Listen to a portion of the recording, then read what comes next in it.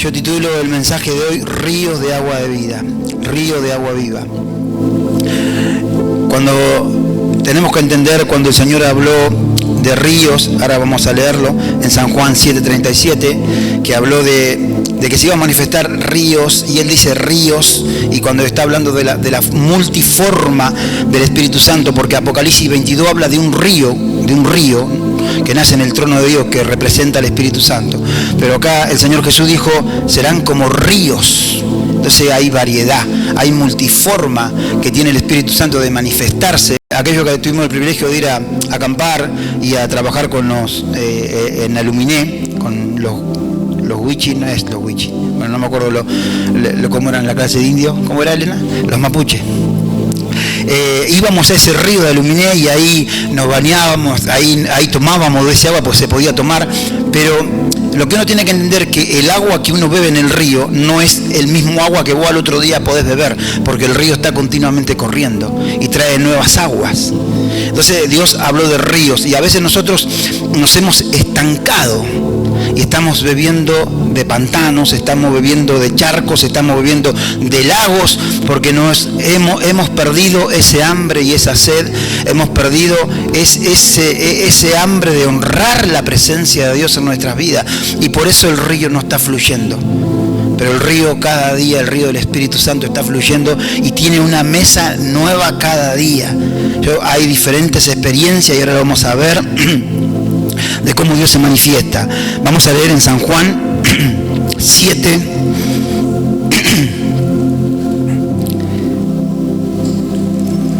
San Juan 7.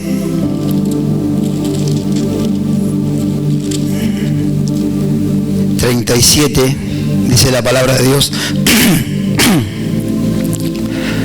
Perdón.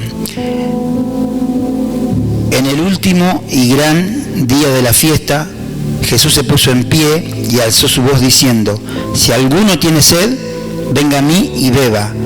El que cree en mí, como dice la Escritura, de su interior correrán ríos de agua de vida. Esto dijo del Espíritu que habían de recibir los que creyesen en Él, pues aún no se había venido el Espíritu Santo, porque Jesús no había sido aún glorificado. Acá el Señor estaba hablando de ríos. Hay tres cosas que el Señor habla. Lo primero es ir a Él, lo segundo es tener sed y lo tercero es creer, para que este río se pueda manifestar dentro de nosotros. Cuando miramos acá, dice que Jesús en el último y gran día de la fiesta se puso en pie y tenía algo importante que decir. Cuando nos metemos en la fiesta, ¿qué fiesta era esta? Era la fiesta de los tabernáculos, la fiesta más importante que el pueblo de Dios festejaba, a pesar de que tenía otras 6 más, pero esta era la más importante. Y cuando nos metemos, ¿por qué en el último día? Porque el último día hoy yo estuve estudiando un poquitito y los sacerdotes recordaban, en esta fiesta se le llamaban la fiesta de Sucot, la fiesta de las cabañas, porque venían de todo Israel, de todas las afueras, y hacían como hacemos nosotros con las carpas en los campamentos. Ellos venían y armaban ahí con una ramada, una choza, y ellos recordaban por 7 días de donde el Señor los había sacado, de la esclavitud, recordaban el desierto, recordaban que Él no les había dejado faltar nada en el desierto, y era una fiesta de alegría, era una fiesta de recordatorio, pero una fiesta de alegría. Pero una de las cosas, uno de los rituales que hacían los sacerdotes eran ir con un cántaro dorado y buscar agua al estanque de Siloé. El estanque de Siloé, que significa el enviado, brotaba un manantial de ahí, que no sabía de dónde se salía, pero era un manantial que brotaba. Entonces ellos le llamaban aguas vivas a ese lugar. Y venía el sacerdote durante 6 días, la fiesta tenía 7 días, y durante 6 días el sacerdote venían los sacerdotes con el agua ese del estanque de Siloé, que significaba agua viva, y lo derramaban en el altar del sacrificio, y daban una vuelta, y derramaban el agua junto con vino en ese lugar. Pero al 7º día hacían el mismo ritual, pero trayendo el agua no daban una sola vuelta, daban 7 vueltas al altar, derramaban el agua, el vino, lo que se derramaba ahí, y daban 7 vueltas al altar. Y ahí es cuando ellos oraban y clamaban e intercedían, porque se venían las cosechas, se venían los tiempos de cosecha, para que ellos puedan tener una cosecha buena, para que puedan tener el agua. Y es ahí cuando Jesús se pone en pie y dice, porque yo no sé cuántas personas había ahí, pero pocos creían en él. Pocos sabían que él era la fuente de agua viva. Pocos sabían de que él era, de pronto, el agua que no le faltó en el desierto estaba en ese lugar. No lo conocían, no sabían. Y él se pone en pie y grita, dice que puso en alta la voz y dijo, si alguno tiene sed, venga a mí y beba. Y al que cree, de su interior correrán como ríos de agua de vida. Qué tremendo, ¿no? Entender que Él es el enviado, Él es el agua de vida. Y hay veces que cuando voy a referirme al Espíritu Santo, a lo que significa el Espíritu Santo en nuestra vida, a qué punto lo estamos honrando, a qué punto Él está, tenemos una habitación para Él, a qué punto yo estoy sintiendo el fuego, estoy sintiendo ese río cada día. Si yo me tengo que remontar a días o a tiempo que no siento una experiencia con la presencia del Espíritu Santo, es porque estoy tomando aguas estancadas. Estoy tomando aguas que están encerradas, pero no es lo que Dios quiere. Dios tiene un río que corre cada día y ese río se quiere meter dentro mío y quiere transformar mi corazón, quiere transformar mi vida, quiere hacer de mí una nueva vida. Una de las cosas que yo no puedo perder es la sed. Porque Jesús fue claro, venga a mí, pero ¿quién? El que tiene sed. Era para todos, ahí estaban todos, los que lo iban a crucificar, estaban los sacerdotes, estaban todos, pero no podían ver que Él era el agua de vida. Una de las cosas que nosotros tenemos que entender, que nadie puede ver lo que a nosotros nos fue dado. Porque cuando Jesús habla de que el Espíritu Santo nos fue dado, dice que el mundo no le conoce. Y vos le hablas a alguien de una experiencia, que sentiste un fuego, que viste un ángel, que viste una visión, y te dicen que estás loco. Porque no lo conocen, no entienden. A nosotros nos fue revelado. Y una de las cosas que también es ir a la presencia de Dios, no dejar de ir. El salmista decía en el Salmo 62, mi alma tiene sed de ti. Mi alma te anhela en tierra seca y árida donde aguas no hay. Y hay veces que tenemos sed por un montón de cosas. Tenemos sed por sueño, tenemos sed por un montón de cosas. Pero hemos perdido la sed por la presencia de Dios. No hay un lugar de honra para Él. No hay tiempo para Dios. Hay tiempo para un montón de cosas, pero no hay tiempo para Dios. No, nos hemos desviado de lo verdadero. Nos hemos desenfocado de lo verdadero. Y cuando el día tiene 24 horas y pasamos y podemos vivir un montón de cosas lindas en el día, pero mi pregunta es, cuando llegás al final del día, ¿qué aguas bebiste? ¿Qué te habló el Espíritu Santo? ¿Qué experimentaste en tu devocional? ¿Qué experimentaste cuando estuviste ahí en la intimidad con el Espíritu Santo? Y si no hay nada, es porque hay aguas estancadas. Es porque se perdió el hambre, la sed y también la fe. Porque Jesús dijo, al que cree. Es imposible agradar a Dios sin fe. Hay veces que las circunstancias, hay veces que los problemas hacen que cambiemos de rumbo y de pronto en vez de buscar la gloria, en vez de buscar lo más importante, que es tan importante la presencia del Espíritu Santo, relacionarnos con Él, es más importante que todas las demás cosas.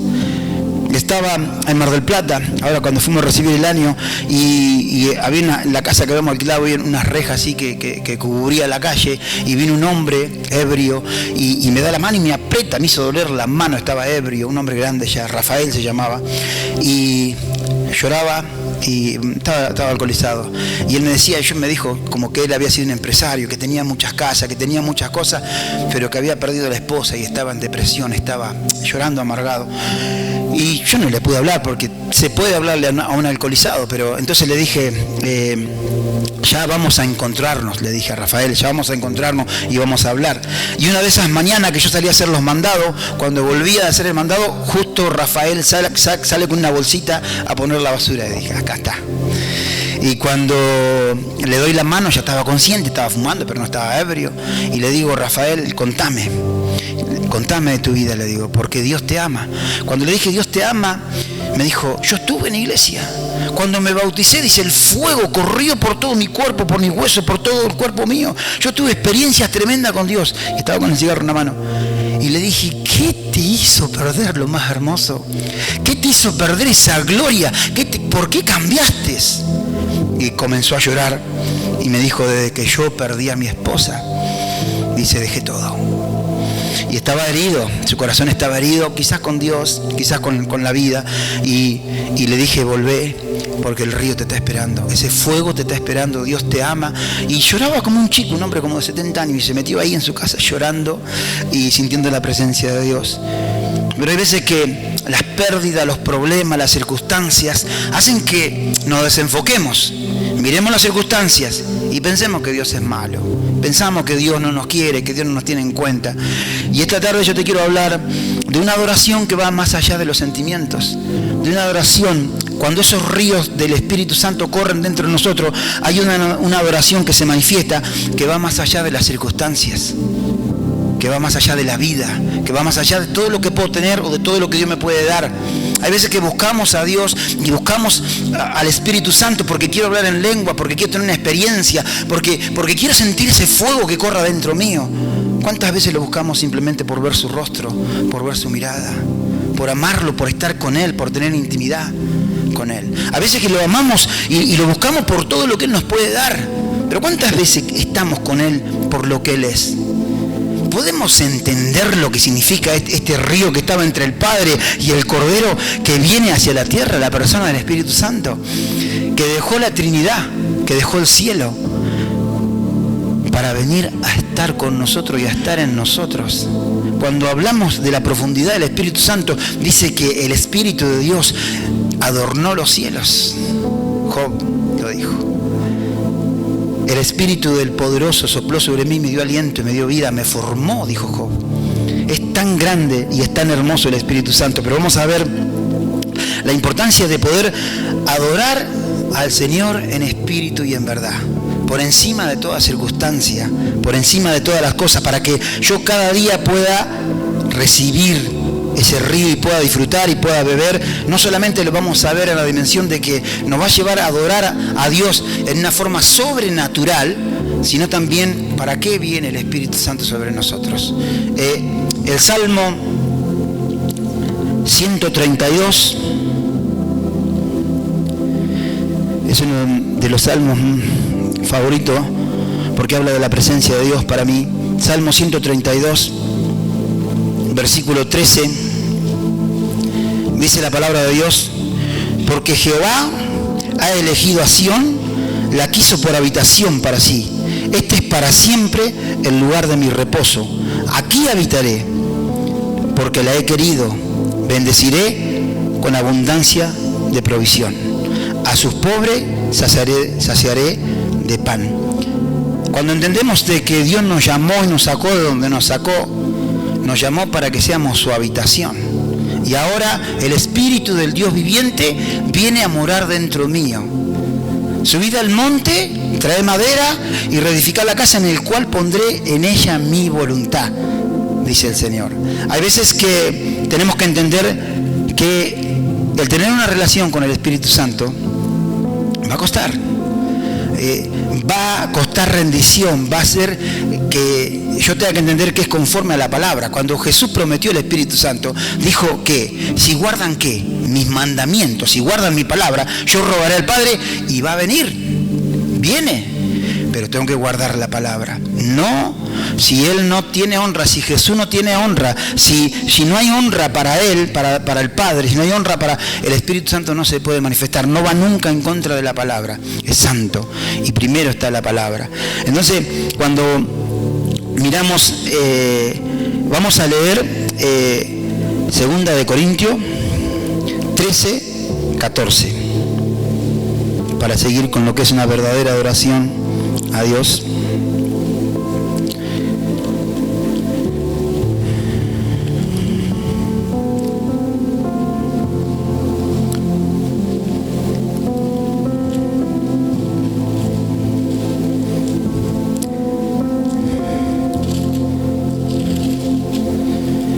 Dice la palabra de Dios: miren que los corintios eran ricos en dones y en un montón de cosas más, pero Pablo termina la carta diciendo: la gracia del Señor Jesucristo, el amor de Dios y la comunión del Espíritu Santo sean con todos vosotros. Amén.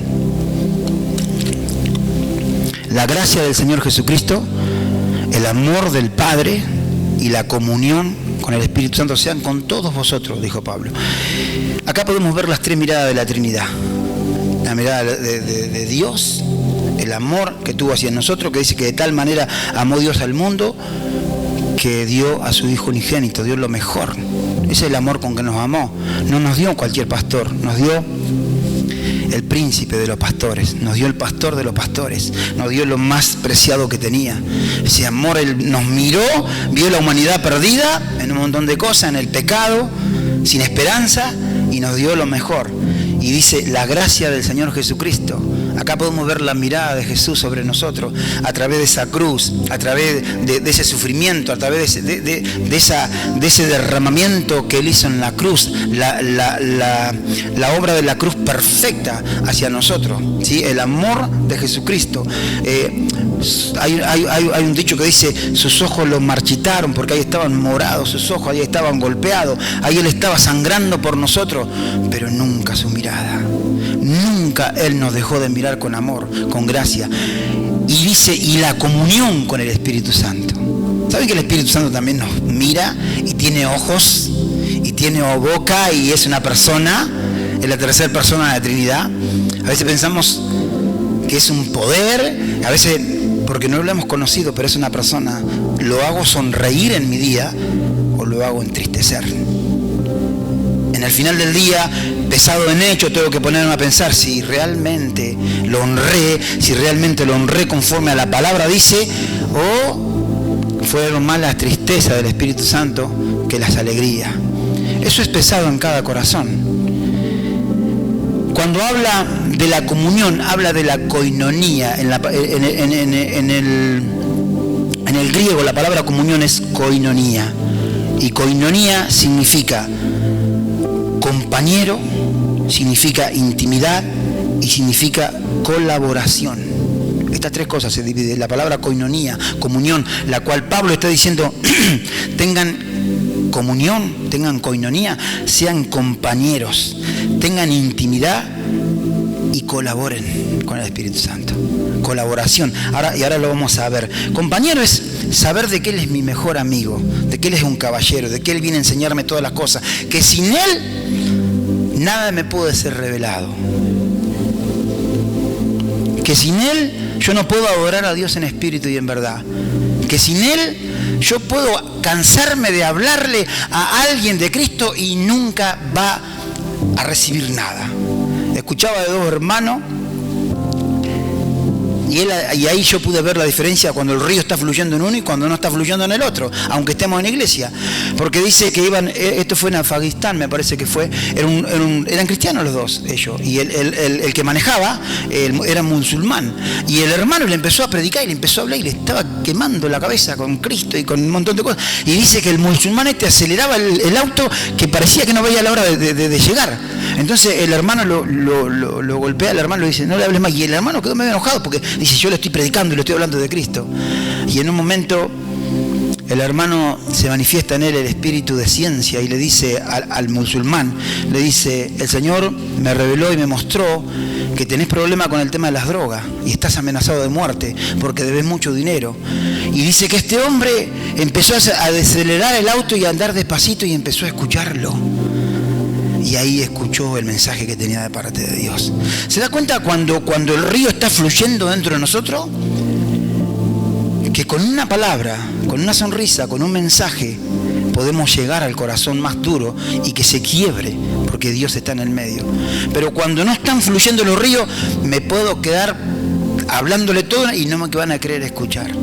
Porque no soy yo. Recuerden que el que convence de pecado al mundo y que convence de pecado a las personas es el Espíritu Santo. Por eso tengo que tener relación con Él. Por eso tengo que tener esa relación íntima con la presencia de Dios. ese compañerismo, eso de que cada día sé que Él me sirve, me vienen esos ríos y tengo algo que me va a dar cada mañana en mi devocional, cuando yo lo busco. Pero ¿qué traigo yo? ¿Qué pongo yo a la mesa? ¿Hay verdadero amor? ¿Estoy apasionado por estar con Él? ¿O no tiene nada el Espíritu Santo? Intimidad. La comunión íntima, dice el Salmo 25, es con los que le temen, y a ellos hará conocer su pacto. No, si no hay temor a Dios, un respeto a la presencia de Dios, no hay honra para Dios. Y no se puede manifestar. Intimidad. Colaboración. Quiero leer un versículo. Gálatas 5, versículo 16. Dice: estad pues firme.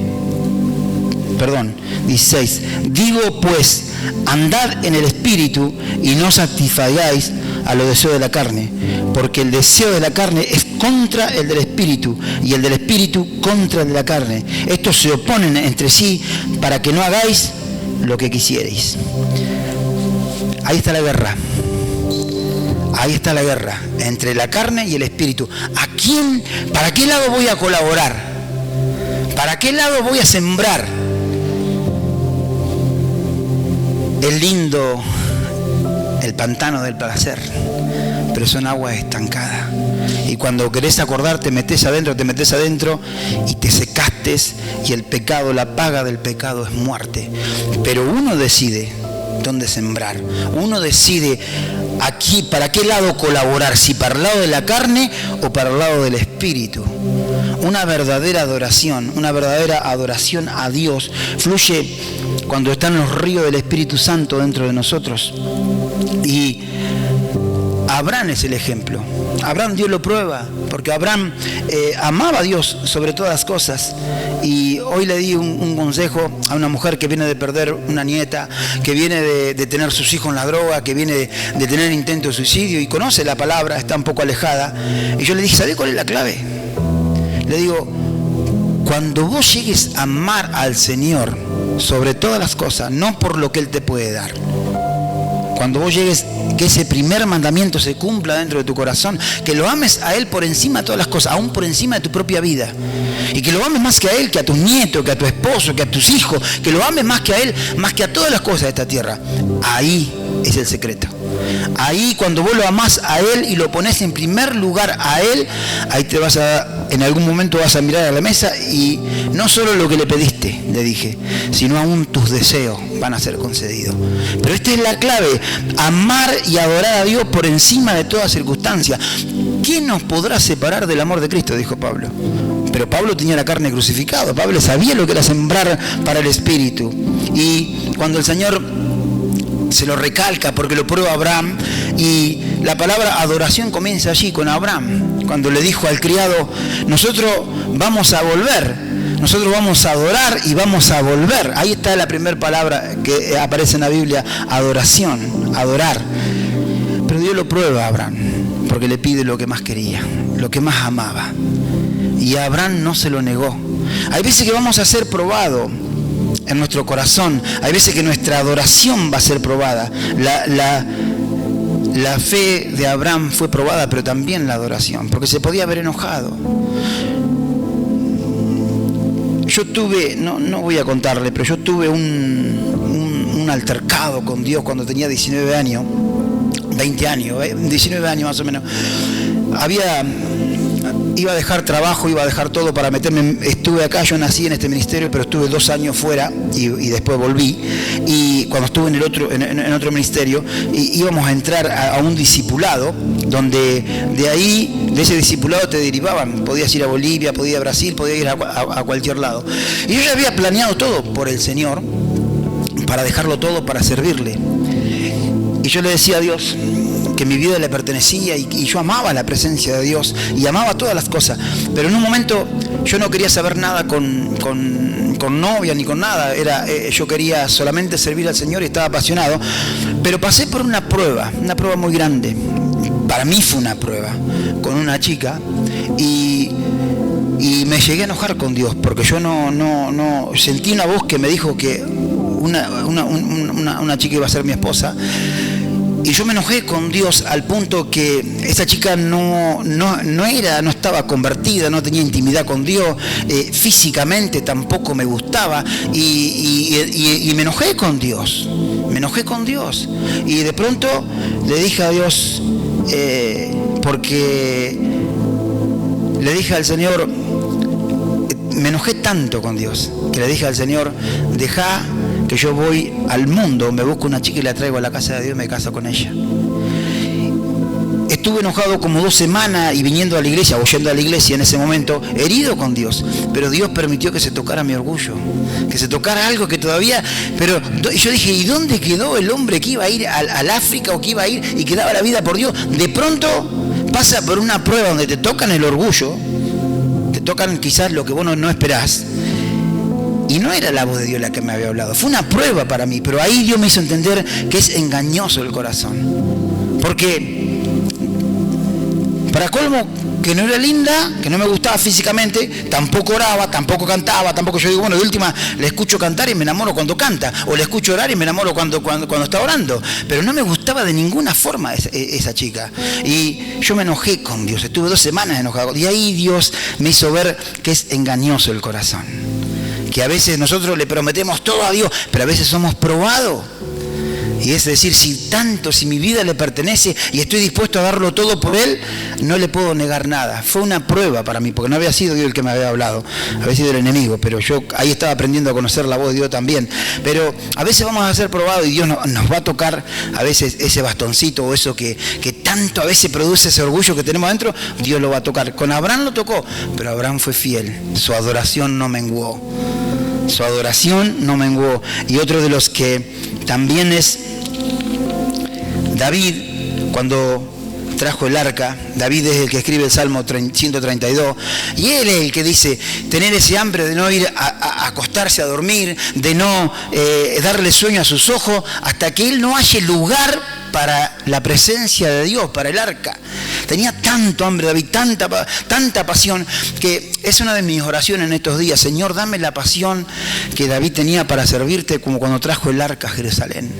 Dice que danzaba y que estaba contento, fue el día más feliz de su vida, pero Mical lo despreció. Mical lo miró con malos ojos. Perdió la esposa por adorar a Dios en esa dimensión, pero a él no le importó. Dijo, si me tengo que hacer más vil, me voy a hacer más vil, pero nada va a dejar que mi adoración a Él se apague, que ese fuego se apague. Y hay veces que perdemos cosas, pero en esta dimensión y en esta adoración es la adoración que es aprobada por Dios. Los jóvenes hebreos, su vida estaba en juego, pero ellos adoraron a Dios, adoraban a Dios en espíritu y en verdad, y aunque no estaban estos ríos que están en nosotros, pero sí estaba el espíritu igual, ellos dijeron, no importa si nuestra vida se termina acá, nuestra adoración a Dios no se termina. Ese es el punto, iglesia, de que no haya nada que deje que te haga apartar de los caminos del Señor, que te haga apartar de esa adoración, que te haga apartar de su hermosura, que puedas adorar en espíritu y en verdad. ¿Por qué? El Señor le dice a la mujer samaritana, es necesario que los que adoren en espíritu y en verdad. Yo he tenido muchas experiencias en entrar en la presencia de Dios y con el Espíritu Santo, y que el Espíritu Santo me revele la cruz, que el Espíritu Santo me revele la hermosura de Jesús, que el Espíritu Santo me revele un montón de cosas. Y es hermoso, es maravilloso adorar en espíritu y en verdad, porque no adoras vos, sino es el Espíritu dentro tuyo. Pero hace unos días atrás, cuando vine de Mar del Plata, tuve una experiencia muy sobrenatural. Eso fue a la madrugada, donde el Espíritu Santo me elevó en mi espíritu y fue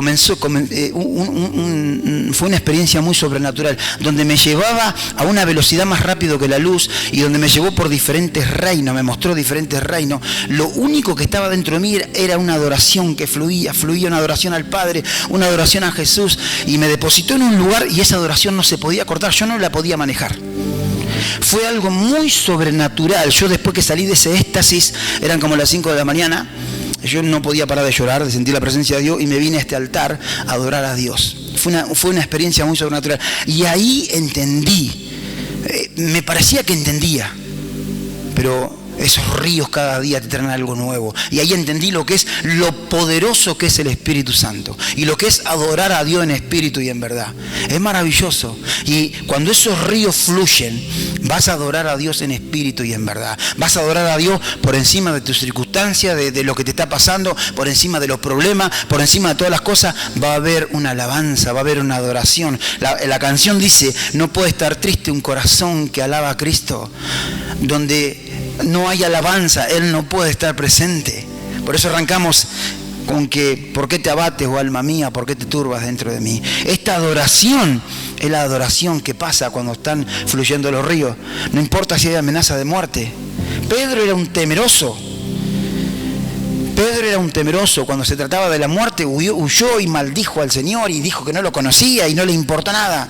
Pero cuando estos ríos comenzaron a fluir dentro de él, ¿qué dijo? Cuando lo amenazaron de muerte, es necesario obedecer a Dios antes que a los hombres. Acá estoy, si quieren matarme, mátenme. Te cambian estos ríos, te cambian la cabeza, te cambian la forma de pensar. Es que es tan grande, tan maravilloso el Espíritu Santo. Es tan grande, tan maravilloso como Él te lleva en diferentes dimensiones, que cada día querés más, que cada día querés que esos ríos puedan fluir para que puedas adorar a Dios por encima de toda circunstancia. ¿Para qué viene el Espíritu Santo sobre nosotros? Primero tengo que entender que Él me hace habitación. Él anhela nuestro corazón, anhela morar dentro de nosotros. Jesús dijo, va a venir para estar con ustedes, ¿sí? Caminar como la persona que Él es, la persona de la Trinidad, y para estar en ustedes, para que ese fuego cada mañana, cada día. Cuando hablamos de colaborar, que es una de las palabras que significa koinonía, es no dejar de echarle leña al fuego. No dejar cada día. Uno mira que dice que en estos días leía y que Pedro, la sombra de Pedro sanaba a los enfermos y comunión como la que tuvo él con el Espíritu Santo, pero en el final del libro de los Hechos, Pablo lo tiene que reprender y lo trata de hipócrita a Pedro, porque estaba haciendo cosas que no tenía que hacer y estaba arrastrando a Bernabé y a otros más. Entonces, yo miro estas cosas y digo, Señor, cada día tengo que echarle leña al fuego, cada día tengo que tener ese hambre, esa sed por tu presencia, porque el día que piense que con la experiencia que he vivido es el día de mi caída, ese hambre no se puede perder. Cada día ese fuego tiene que estar ardiendo, pero el colaborar, es decir, el Señor te va a matar al gigante, pero vos vas a tener que ir a la línea de batalla. El Señor te va a dar la fuerza y la gracia para matar al oso y al león, pero vos vas a tener que correr a pelear. El Señor va a derribar los muros, pero vos vas a tener que pegar las 7 vueltas alrededor. Él lo hace todo. En otras palabras, cuando Jesús dijo, es necesario que yo me vaya. Es necesario, porque si yo no me voy, Él no puede venir. Y cuando entendemos por qué es lo que hace el Espíritu Santo, qué es lo que podría hacer Jesús en los discípulos, es enseñarle, era mostrarle el poder de Dios, pero cuando vino el Espíritu Santo se le metió por dentro. Y lo que hacía Jesús, ahora lo hacían ellos.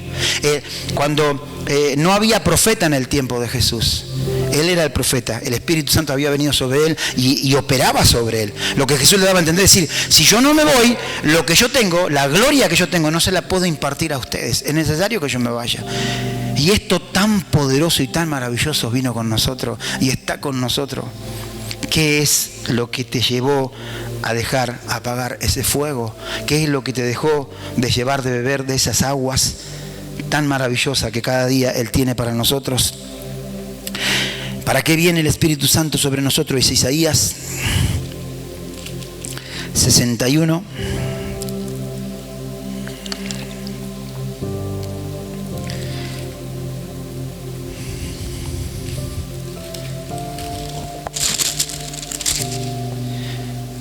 Dice la palabra de Dios, versículo 1, el Espíritu de Jehová el Señor está sobre mí, porque me ungió Jehová, me ha enviado a predicar buenas nuevas a los abatidos, a vendar a los quebrantados de corazón, a publicar libertad a los cautivos y a los presos, apertura de cárcel, a proclamar el año de la buena voluntad de Jehová y el día de la venganza del Dios nuestro, a consolar a todos los enlutados.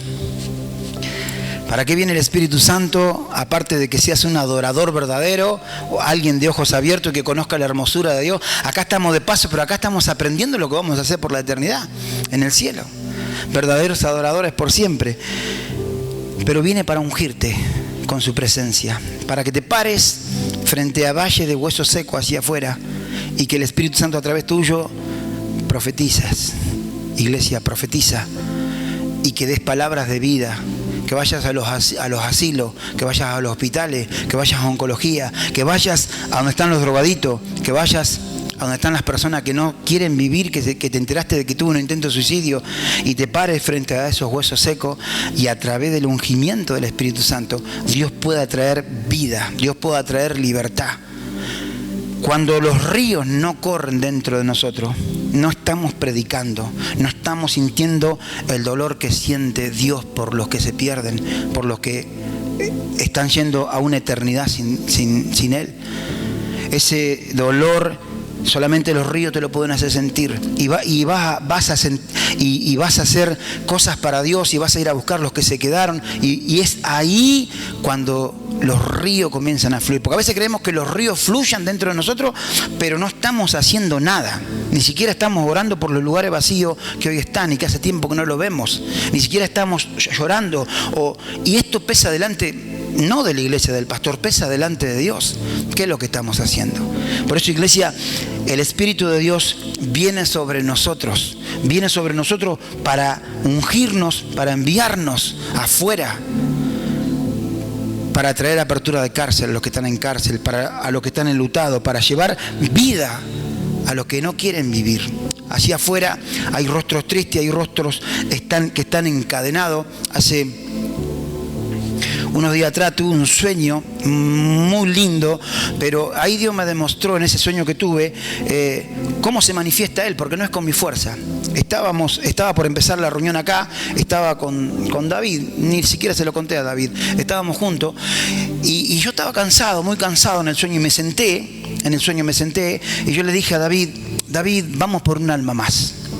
Vamos por un alma más, le dije a David, y después ya nos vamos para la reunión.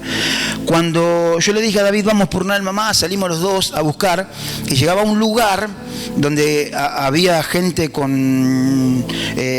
gente armada, gente de la policía, de gendarmería, eran así, y había un lugar donde no se podía entrar, y ellos me decían, vos no podés entrar a este lugar.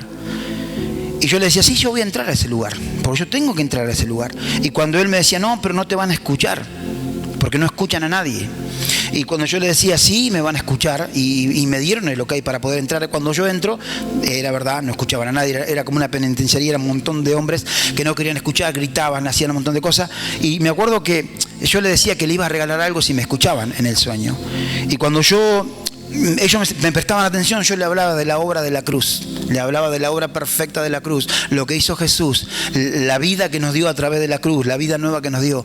Y recuerdo que cuando yo hacía el llamado a que ellos vinieran a aceptar a Cristo, de los lugares oscuros salían gente con rostro así como leproso, como la cara toda fea, como que estaban enfermos por dentro y por fuera. Monstruos parecían, pero eran almas que venían llorando a Cristo. Y ahí yo le decía, Jesús lo va a sanar. Y me acuerdo de esas palabras que le decía, Jesús lo va a sanar. Ahí me mostró el Señor que nosotros fuimos ungidos para ir a eso. Hay gente que está hecho un monstruo por el tema de las drogas, por el tema de los vicios, por el tema de las enfermedades, por un montón de cosas. Y nosotros fuimos ungidos para ir a esos lugares de valles de hueso seco, pararnos y que la gloria de Dios pueda caer sobre ellos. Profetizar. Porque el Señor lo manda a Ezequiel, profetiza. ¿Qué es lo que tenemos que hacer nosotros? Bajo esos ríos. El Espíritu Santo nos va a llevar a lugares donde uno por fuera ve una cosa, pero por dentro están arruinados y necesitan a Cristo. Y la iglesia tiene que despertar. La iglesia tiene que despertar a ese avivamiento. Avivamiento es cuando uno ve una persona transformada por el poder de Cristo. Avivamiento es cuando uno ve a alguien que de pronto, de venir de la nada, está teniendo experiencias sobrenaturales con el Espíritu Santo. Cada vez que escucho de que alguno de los jóvenes viene y me habla de una experiencia sobrenatural, es como un beso de Dios para mí, porque yo amo eso, que lo sobrenatural se pueda manifestar. La última vez que prediqué en este lugar, hubo una mujer que vino, no está en este momento acá, pero no podía parar de llorar allá atrás, y ya había terminado la reunión, no podía parar de llorar, y me dice, yo lo vi, me decía, con mis ojos yo lo vi. Cuando vos estabas en el altar ministrando, cómo el ángel se movía atrás tuyo. Yo no vi ningún ángel, pero sé que están. Son reales, pero qué hermoso que es cuando uno puede, el pueblo puede experimentar lo sobrenatural de parte de Dios.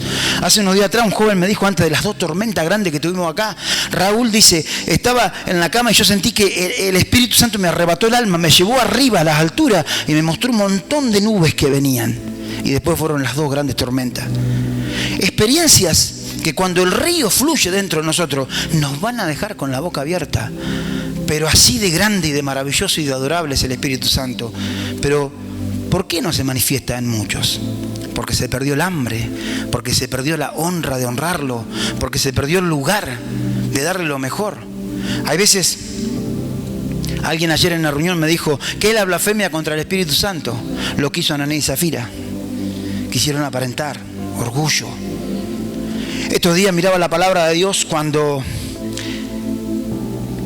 el rey Belsasar manda a tomar las copas del templo, las copas de oro, y era una fiesta, había hecho un banquete, y manda a traer las cosas sagradas para lo mundano, para lo terrenal, para las cosas de esta tierra. Y el dedo comenzó a escribir en la pared, el dedo de Dios comenzó a escribir en la pared juicio, y él quedó turbado y dijo, ¿qué es esto? ¿Qué es lo que se escribió? ¿Qué significa? Y mandó a traer a todos los magos y nadie pudo describirle lo que significaba, hasta que la esposa le dijo, mirá, hay alguien que el Espíritu del Dios viviente mora en él, hay alguien que los ríos de Dios están corriendo en él. Mandó a buscarlo, y cuando lo mandó a buscar, una de las cosas que Daniel le dice, vos viste todo lo que Dios hizo con tu padre Nabucodonosor y no tuviste temor. Vos viste todo lo que hizo y no prestaste atención, no le diste honra a Dios y mandaste a buscar y tocaste lo que no tenías que haber tocado. Y eso significaba el reino pesado, se te terminó, pesado ha sido en balanza y ha sido hallado falto. Y esa misma noche el rey Belsasar murió. El dedo de Dios está escribiendo juicio, iglesia, juicios. El juicio comienza por la casa de Dios, los que conocemos. Dice Pedro que el juicio comienza por la casa de Dios. Cuidado cuando hemos tomado lo santo y no tenemos temor de Dios y pensamos que nos va a ir bien. Hay un pecado que no va a ser perdonado y es la blasfemia contra el Espíritu Santo. Y algunos dicen, los testigos de Jehová no tienen perdón porque los testigos de Jehová no lo conocen. Tienen el mismo perdón que teníamos nosotros cuando no conocíamos a Dios. No lo conocen. La Biblia habla de que el que lo conoce es el pueblo de Dios, al Espíritu Santo. ¿Y quién es el que va a blasfemar? ¿Quién puede blasfemar? El pueblo de Dios. Tengamos temor y temblemos ante esta presencia tan gloriosa y tan maravillosa, que es adorable, que es maravilloso, que es un amigo, que es consuelo, que es... No se puede explicar con palabras. Si yo te quiero describir al Espíritu Santo, no te lo puedo describir con palabras, porque es adorable, es maravilloso, pero también es fuego consumidor. Por eso tengamos temor de Dios para poner en prioridad y para entender para qué el Señor nos llamó, para qué el Señor nos ungió. Que este sea el año de la venganza del Señor. Yo compartí esta palabra a principio de año porque el Señor me la dio. Vienen días terribles. A mí Dios me ha mostrado cosas terribles que vienen sobre la tierra, sobre esta misma Olavarría. Y la iglesia del Señor va a ser perseguida. Pero la iglesia que tenga los ríos del Señor fluyendo dentro de sí va a ser un problema. No solamente va a ser perseguida, sino que se va a levantar con la autoridad de Dios para imponer lo que dice la palabra de Dios, que las puertas del infierno no prevalecerán contra la iglesia, pero contra la iglesia que busca, la iglesia que honra la presencia de Dios, la iglesia que ama la presencia de Dios. Los hijos de Elí no temían, hacían cualquier clase de verdura ahí en la casa de Dios, pero había alguien que honraba la presencia de Dios y se llamaba Samuel. Yo soy consciente de que así como la maldad ha cubierto la tierra y en este año vamos a ver cosas que nunca vimos, catastróficas, aún en las cosas que van a pasar, y nos vamos a dar cuenta de que Cristo no viene, Cristo está viniendo a buscar la iglesia. Porque vamos a darnos cuenta de los tiempos que estamos viviendo, iglesia. Tenemos que entender los tiempos que estamos viviendo. Pero también soy consciente de que va a haber un derramamiento del Espíritu Santo. Soy consciente de que Dios está buscando una iglesia que le honre, que le busque, para que venga ese derramamiento del Espíritu Santo, para que la gloria de Dios sea derramada y podamos ver niños bautizados en el Espíritu Santo, podamos ver que cuando oremos, los ríos se manifiesten, no solamente en nosotros, sino... ¿Para qué es que los ríos se manifiesten? ¿Para qué le dijo a la mujer, si te doy de este agua que no vas a volver a tener sed más, ¿qué vas a hacer? Una fuente que salpique para vida eterna. Esos ríos no solamente son para beneficio nuestro, sino que a través de esos ríos el Señor quiere llevar sanidad, quiere llevar libertad. Madres desesperadas que no saben qué hacer con los niños de 12, 11, 13 años, que ya venden lo que tienen a su alcance para drogarse. Y la iglesia duerme. La iglesia está tomando aguas estancadas. La prueba que para saber si los ríos están fluyendo dentro tuyo, yo te llevo en balanza y te digo qué fue lo que sentiste o lo que Dios te habló esta mañana en tu devocional. Si no hay nada, si en la mesa no hubo nada, es porque no te sentaste con pasión. Es porque no, tenés que decirle al Señor que te dé el corazón de David para amarlo sobre todas las cosas. Porque el río estuvo fluyendo hoy a la mañana, y el río estuvo fluyendo durante el día, y el río está fluyendo ahora. Pero a veces no hay pasión. Hay pasión por un montón de cosas, pero no hay tiempo de calidad para Él. Puedo, y me pongo como ejemplo, puedo estar 2 horas jugando al tenis y me apasiona. Y si el partido se va a 3 horas, no me importa, lo paso. Pero no puedo estar 1 hora delante de la presencia de Dios. Te lo digo así, el tenis tuvo una mejor adoración que el Señor. Puedo estar mirando una serie 2 horas, 3 horas, pero no puedo estar con pasión 1 hora delante del Señor. Estoy viviendo aguas estancadas, estoy tomando de aguas de pantanos, pero el río no está fluyendo.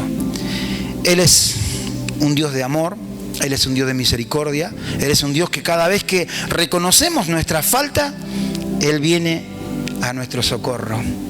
Pero a veces nos sentimos quebrajados por dentro, no somos felices. Nos parecemos al pueblo de Israel. El agua va a brotar de la roca, pero ellos adoraban más la queja y el enojo que el Dios le proveyera las cosas. Pero estaban desenfocados. Iglesia, esta palabra es una palabra que nos enfoque a darle a Dios una verdadera adoración por encima de todas las cosas. Obedeciendo. Si no hay obediencia a Dios, si no hay obediencia a la palabra, no puede haber una adoración verdadera. Y también es una palabra para entender de que Dios está buscando ungidos. A veces la iglesia se parece cuando el gigante se paraba y desafiaba a todo y nadie quería enfrentarlo. Estaban temerosos, estaban miedosos, pero había un jovencito que vino con un saco pastoril que entendía lo que era el Espíritu Santo, lo que era la presencia de Dios, y nunca le tuvo miedo a ese gigante. Y lo enfrentó y trajo una victoria tan grande, tan maravillosa, tan gloriosa. Yo creo que el Señor quiere derramar de su Espíritu Santo sobre cada uno de nosotros. Quiere avivar ese fuego. ¿Qué fue lo que te dejó de hacer de adorar al Señor en espíritu y en verdad? Si estás adorando, si me venís y me decís, esta mañana el río fluyó y yo bebí de las aguas.